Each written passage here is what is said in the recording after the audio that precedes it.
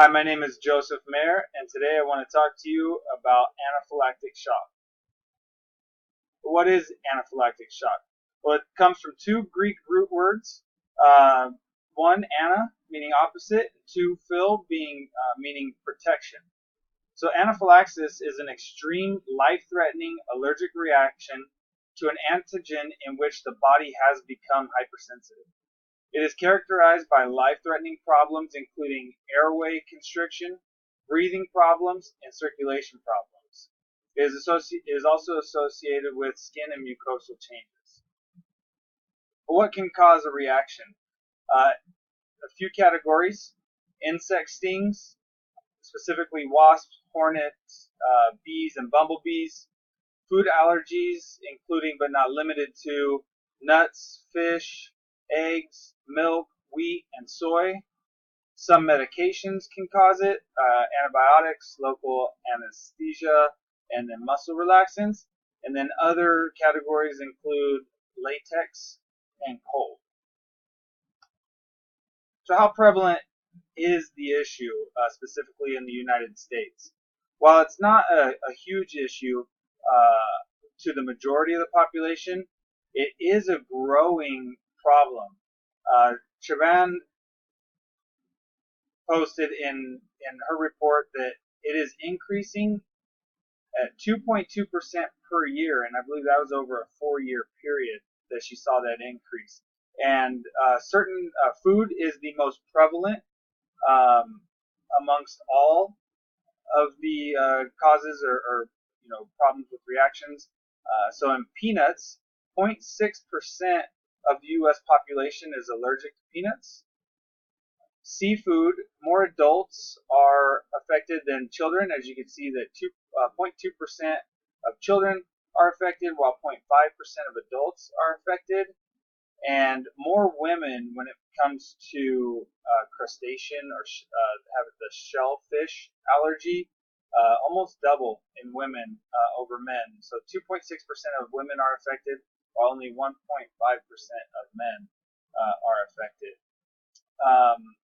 Sheehan and her colleagues did a study of the North versus South in pediatrics and the prevalence of anaphylactic shock in relation to North versus South.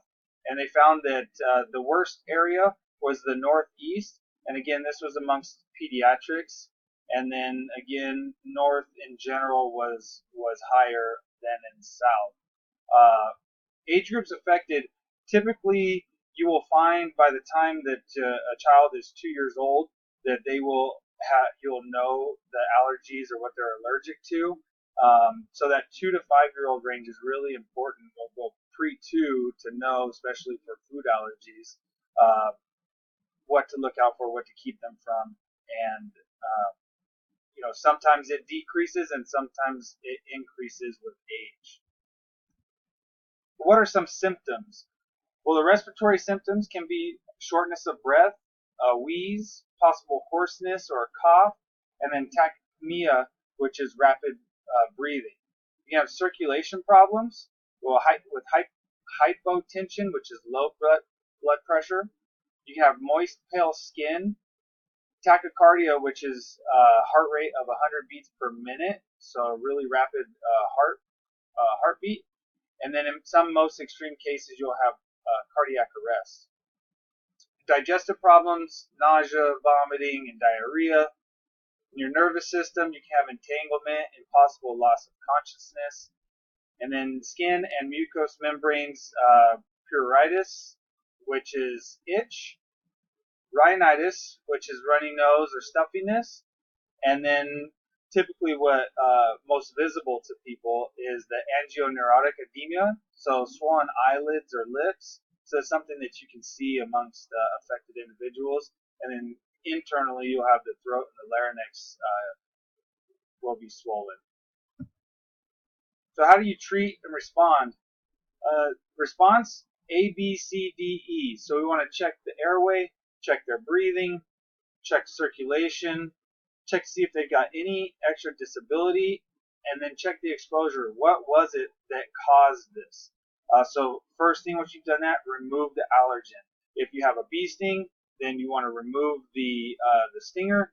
If you have a food allergy, get it as far away from the person as you can.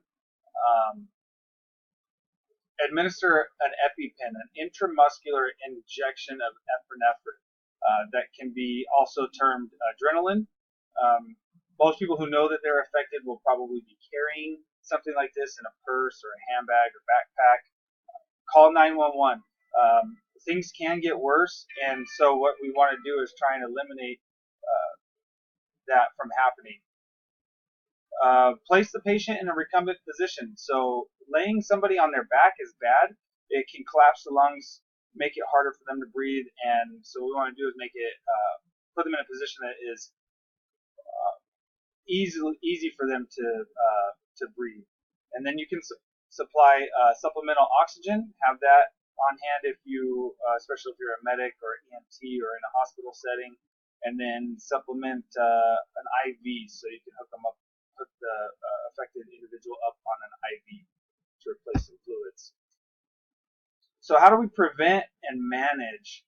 Well, it seems pretty simple when you think about it, but know the trigger.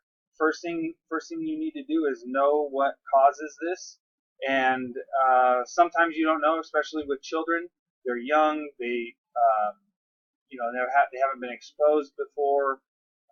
So it's important as parents to understand that your child being young, watch for those things that can cause it. Then your second step is just simply to avoid the trigger. While it's not that easy with food allergies, some ingredients listed on the packages they'll tell you may contain nuts, may contain wheat, may contain shellfish. So the industry is doing what it can to inform people, but we also need to be aware as individuals. So if we know the trigger and can avoid the trigger, then we'll be ahead of the game. Immunotherapy. So one way you can find out if you're allergic to something is you can actually get the pinprick. So you can go and find like what you're allergic to, hit you with a bunch of different needles, and they can tell you what you're allergic to. And immunotherapy can make you have less of a reaction to some of these triggers if you're around them in the future. And education is important. Educate yourself, educate others who are close to you, educate them on what the signs and symptoms are, educate them on how to treat you or treat another individual. Same for yourself. Know when you're coming down with these symptoms, know what you're allergic to, and so education is key. And then finally, if you're not around people who may know you, it's hard for somebody to react to a potential issue with you. Let's say you're out on a bike trail and you're riding a bike and you stop to have a little protein snack. You didn't check the label. You're allergic to peanuts, and this so happens to have some, peanuts in it. You didn't know. You react. You're out by yourself on a mountain bike trail. Somebody comes along and you're laying on the ground. They don't know how to react to you. If you have a wrist bracelet that identifies, something, either you're allergic to something, if you have an EpiPen on you, just some sort of identifying, symbol, like I say, as the wrist bracelet. If you have that on you, people can see that there's a potential problem. Call 911, get you into a comfortable position, and do whatever they can to make you comfortable or help you until medic arrives. So here are some references, and thank you for listening.